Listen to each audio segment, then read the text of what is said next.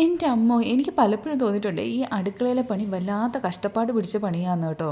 കാര്യം ഇതിൽ ഏറ്റവും എളുപ്പമായിട്ടുള്ളത് കുക്കിങ്ങാ. അതാകുമ്പോൾ എന്തെങ്കിലും റെസിപ്പീസ് നമ്മൾ രാവിലെ, ഉച്ചയ്ക്ക്, വൈകിട്ടൊക്കെ ഉണ്ടാക്കിയാൽ മതി. ഈ രാവിലെ, ഉച്ചയ്ക്കും വൈകിട്ടുമൊക്കെ ഈ ഭക്ഷണം ഉണ്ടാക്കി കഴിഞ്ഞിട്ട് വരുന്ന പാത്രങ്ങൾ എന്താ ചെയ്യുക? ഈ പാത്രങ്ങൾ നമ്മൾ തന്നെ കഴുകണമല്ലോ, വേറെ ആരും വന്ന് കഴുകില്ലല്ലോ. ആ കഴുകലാണ് എനിക്ക് ഏറ്റവും വലിയ കഷ്ടപ്പാടുള്ള പണിയായിട്ട് ഫീൽ ചെയ്തിട്ടുള്ളത് കേട്ടോ.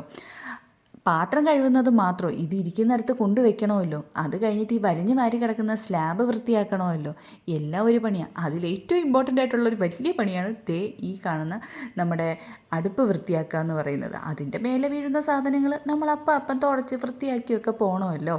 ഞാൻ കുറച്ച് മെസ്സി ആയതുകൊണ്ട് കുക്ക് ചെയ്യുമ്പോഴത്തേക്കും അവിടെ എവിടെ സാധനങ്ങളൊക്കെ വീഴും. അപ്പോൾ എനിക്ക് ഭയങ്കര പണിയായിട്ട് തന്നെയാണ് തോന്നാറുള്ളത്.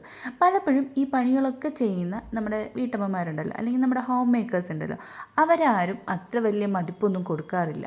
പലരും എന്താ ജോലി എന്ന് ചോദിക്കുമ്പോൾ എനിക്ക് ജോലിയൊന്നുമില്ല, ഹോം മേക്കറാന്ന് പറഞ്ഞു കഴിയുമ്പോൾ അത് വലിയൊരു പണിയായിട്ട് പലരും കാണാറില്ല. എടോ അതൊരു വലിയ പണിയാണ്, സാലറി കിട്ടാത്ത വലിയ പണി. പണ്ടൊക്കെ എൻ്റെ വീട്ടിൽ എൻ്റെ ഉമ്മി പറയുമായിരുന്നു, വേണമെങ്കിൽ നന്നായിട്ട് പഠിച്ച് നല്ലൊരു പ്രൊഫഷൻ എത്തി നല്ലൊരു ജോലി ഉണ്ടാക്കി കഴിഞ്ഞ് കഴിഞ്ഞാൽ ഈ അടുക്കളയിൽ കിടന്ന് കഷ്ടപ്പെടുകയൊന്നും വേണ്ടാന്ന്. പക്ഷേ അതൊരു വലിയ കള്ളത്തരമാണെന്ന് എനിക്ക് പിന്നെ കേട്ടോ മനസ്സിലായത്. നമുക്ക് നല്ല ഹെൽത്തി ആയിട്ടുള്ള ആഹാരം വേണം, അല്ലെങ്കിൽ നല്ല വൃത്തിയായിട്ടുള്ള വീട് വേണം, വൃത്തിയായിട്ടുള്ള സ്ഥലത്ത് ജീവിക്കണം. ഇങ്ങനെയൊക്കെ ആവശ്യമുണ്ടെങ്കിലേ നമ്മൾ അത്യാവശ്യം ഈ പണികളൊക്കെ ചെയ്തേ പറ്റത്തുള്ളൂ. ഇതിനിപ്പോൾ എന്താ സ്ത്രീകളുടെ പണികളല്ലേ എന്ന് വിചാരിക്കേണ്ട, മെയിൽസിന് ചെയ്യാൻ ഒരു കുഴപ്പമില്ല.